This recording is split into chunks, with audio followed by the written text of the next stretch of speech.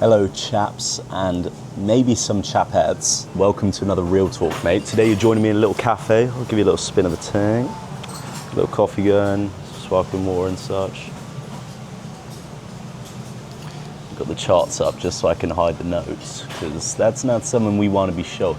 But today's video is going over exactly what I'd do if I lost all of my funding. Now, obviously this is something that can happen to you if you risk high on your funded accounts.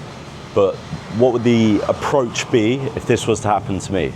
And maybe it will happen to me in the future where I lose all of my funding and I go broke. No, not really, but you lose all your funding, something you got to build back from, okay? So it's something that can definitely happen on a bigger loss streak. But it's something that most people would struggle with facing, okay? So I'm gonna go over exactly what the approach that I would take in order to get back that funding and to move on from it, because this is the game of trading. This is the prop firm game. You are going to lose funding, you're gonna break your rules, you're gonna lose accounts, and you're gonna get fucked over, which is okay. That's the normal prop firm game, and that's something that you have to accept if you're getting into the prop firm game, because obviously there's serious ROI on the accounts that you are buying.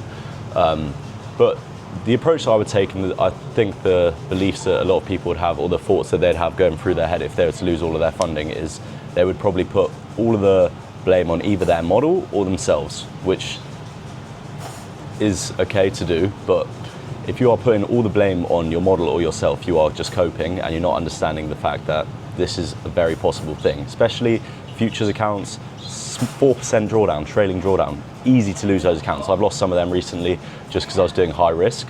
And do I care? Absolutely not, because taking multiple payouts on those accounts and it just does not matter. So I know that passing those accounts is so easy, and that losing those accounts is so easy, and also getting payouts on those accounts is pretty fucking easy. So for me, what I think and what I believe is that the whole prop firm game is an ROI game, and if you don't have that perspective already, you should, because passing a challenge and getting a payout, or just passing a challenge or failing a challenge does not determine whether you are profitable or not. The only thing that determines if you are profitable in terms of the prop firm game is if you have made more money out of the prop firm accounts than you've spent on challenges. That is all that matters. It does not matter how many accounts you fail and then you get paid out on the biggest one and boom, boom, boom, okay? So if you are up, that's all that matters. And obviously you might not be up yet, but you're probably newer to the game if you're not up yet. But do not care about losing these accounts, because they are so disposable. They are just a business expense and they are your means of making money, okay? So especially for now, like obviously long term, we all want to be using personal accounts. For me, I haven't got a personal account yet, because I will just wait until I've got 50K ready to depot into a personal account, and then I'll start trading one. I don't really want to just try and like grow like a smaller account. For me, it just doesn't really make sense when you can put that money into prop firms and get a lot higher return on your investment. So the measures that I would take, and the measures that I'm currently taking, is I've just lost some funding, like only 150K of futures funding. What I would be doing is straight away not taking any fucking breaks, because that is for pussies. Why would you take a break? You are probably going to miss out on a winning period. I know someone in the Discord who's taken a break because they are busy or doing something, and they've just missed out on like the biggest winning period ever. I think that's completely retarded. You should not be taking any breaks in your trading, unless it's for like a reason, okay? So like over Christmas, yes, I'm not going to be trading, so I'll be taking a break, but I'm not taking a break because my mental's in the bin, mate, and I fucking lost some funding. Like, I could not care less. But the approach you need to take is, you lose funding, you need to buy accounts straight away. You need to stop dwelling, you need to stop caring about the fact that you've just lost funding. You've probably made money on those accounts, and if you haven't, okay, unlucky, it's a part of the game as well. Because I have passed multiple accounts and not got paid out on them, and then ended up losing them. But getting paid out on 1 or 2 accounts is all that matters, because you are going to make all of your money back, you're at least going to be break even, and then after that point, you're obviously going to be up. So straight away, 1, buy more accounts, and buy a lot of accounts. I actually don't buy that many accounts at the moment, because I'm close to like max cap on ACG, and I had max cap on like Alpha Capital, Top Step and Alpha Futures, but I'm going to be buying loads of FTMOs now. Like I'm probably going to buy like 4 100Ks. So you need to not be scared of buying challenges and blowing them, and accept that that's the risk that you're taking, especially if you're doing a higher risk approach. But the first thing you need to do is not go back to the drawing board, not do any work on your mental and your psychology or anything like that. You just need to buy more accounts and continue to play the game. because you cannot determine when your timing is going to come. And if you've just blown accounts for no reason of your own and just following the model, it's probably best that you buy accounts right now, because you've just come off a fat loss streak most likely, and you are going to land on a win streak, because that's what always seems to happen, mate. It's the same thing every single time. Loss streak, winning period. Loss streak, winning period. And those winning periods obviously make up massively for those losing periods. But you cannot be dwelling on the fact that you've lost some funding or you've missed out making some money, because what can you do now? It's a lot easier to think about the money that you could be making in the future and how to make that money, instead of dwelling about how you lost that money and how you're going to make it back. Ignore it. Completely ignore it. Do not give a fuck, because prop firm accounts, they're completely disposable, so you need to be buying accounts. And if you are not in the position in your life where you can afford many accounts, I'm afraid to say it, mate, you're going to need to get a job, because everyone had a job at the start. I was working a job at Morrison's. It's a fucking shit job. It's a disposable job. However, that gave me enough money to buy evals and continue to DCA into fundeds, continue to buy evals and not give a fuck about blowing them. And I could buy bigger accounts because I had a job. Whereas if you're sat on like 10Ks, 10Ks are good, especially in the initial stages, but because I was working a lot of hours and I cut all of my expenses, I wasn't doing anything really. I was just spending all of my money on prop firms, and literally just like, I'd make probably like 1.2 to 1.6K a month. Everything was going into evals, apart from like petrol, okay? Everything else was going into evals, and I was all in. And that is the way that you need to be, okay? So you blow your accounts, now what? There's probably a reason why you've blown those accounts, because you're probably doing too high risk. I've actually moved away from a high risk approach on funded accounts now, and I'm just going to like almost a universal lower risk. I still do diversified like risk portfolios per funded account, where some people disagree and some people don't want to do that. I know Berg's doing like universal like lower risk, whereas for me now, like I'll have some accounts which are high risk, and when I say high I mean 1% max, but with that you need to just buy accounts. You need to obviously risk high on the evals, as we always say. Like I will always do 1.66 risk on CFD firms, and then futures firms, bro, I'll just do the max that it takes in order to get that. Like for top step, it's 1.5K max per day.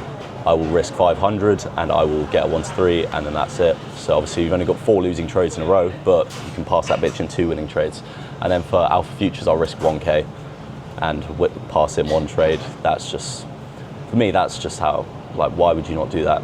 Because I've got the proof of concept and I know that what the shit I'm doing does work and I've made money. For me, I do not have an issue with putting my hand in my wallet and like watching my bank account go down for a bit as I'm blowing accounts, because then I know as soon as I get one payout, oh, boom, back up, okay, who gives a fuck?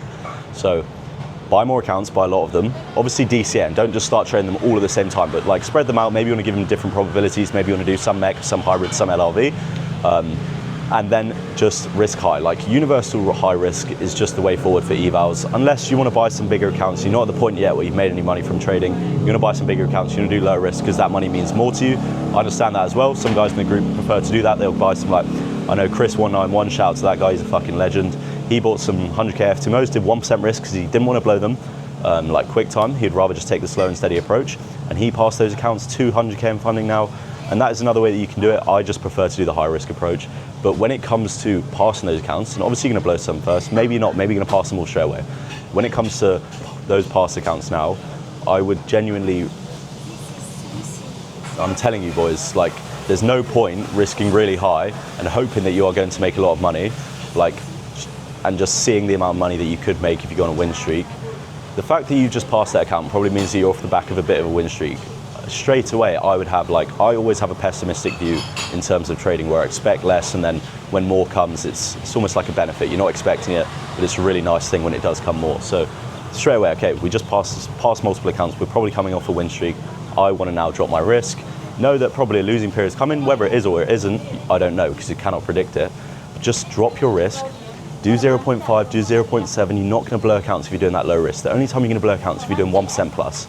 And even I will still have some 1% accounts, because if we do go on a fucking heater, I'm going to make so much bread off them. But don't do anything more than that, because it's just retarded. You're in the position now where you have to regroup that funding, and that is something that I've had to do multiple times. So that's why I'm like almost against now. I would rather just focus on getting more capital and then risking lower on each account, because you're not going to blow the accounts. To pass the accounts is somewhat hard. Like, 3 wins in a row, it's not that hard, but obviously it's all just timing. I would rather just keep those accounts, build them up slowly, do lower risk, and then focus on getting more accounts and getting more capital instead of doing higher risk on less accounts. Because I understand at the start of the journey on the 10Ks, yeah, okay, do high risk. That is, for me, the best approach I'd recommend.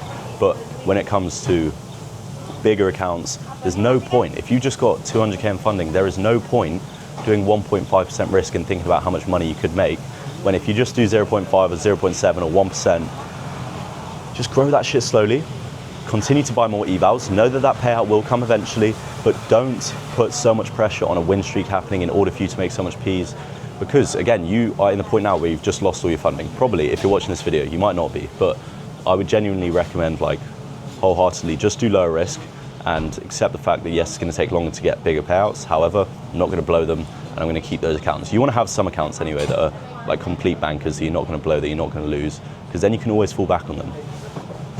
Then you know, okay, if we go on a mad loss streak, which is unlikely, like let's say we lose like 15 trades in a row, mate, you're still going to have some 0.5% risk accounts where you still have that. You still have them, and you know you can still build them back up, and you can still get paid. And that is genuinely the approach I would take. I'd stop doing such high risk on funded accounts, drop your risk, live accounts, drop your risk, and just do high risk on evals. Maybe you want to have some high risk accounts, but very few, just in case you land on a fucking heater, obviously. But you do not want to be in this point again where it takes more money to put in and then get more accounts. It's going to take time. It's not going to happen straight away. You can't guarantee that it's going to happen. Just get those accounts, one win, boom, payout, okay. You can put that money straight back into the game and get more accounts. Do not do high risk. Like, I have done this multiple times and I've regretted it, because you just think about how much money you could make if you go on a mad win streak. And don't get me wrong, you could make absolute bread. But would you rather lose the accounts or keep the accounts? For me, I would rather keep the accounts now. Like, as I said, I've done high risk approaches before, and it can be worth it. It has worked out in my favor sometimes, but also other times it hasn't. And then you're like, just wish I did low risk, mate. So getting your funding back, stop giving a fuck about what's happened. You've blown accounts, who gives a fuck? You made mistakes, okay, move on. Now, buy more evals. DCA, work more hours, buy loads of fucking evals. Space them up when you can buy them, diversify them, whatever you want to do, doesn't matter. You can do the same approach as long as you space out when you start trading them, so you can get different probabilities and land on different like streaks, whether it's win streak, losing streak, bam, bam, bam. Space it out, or you can start them all at the same time and do diversified approaches. Do high risk on the evals, and then as soon as you get funded, just drop your risk. There is absolutely 0 point. I've made this mistake multiple times, boys. Take it from me, just do lower risk, focus on getting more capital, get 1 or 2 payouts on the lower risk, and then you can, like, even then, like 0.5 risk on a 200K is still 3K per win. You get 2 wins in a row, that's 6K up on the account.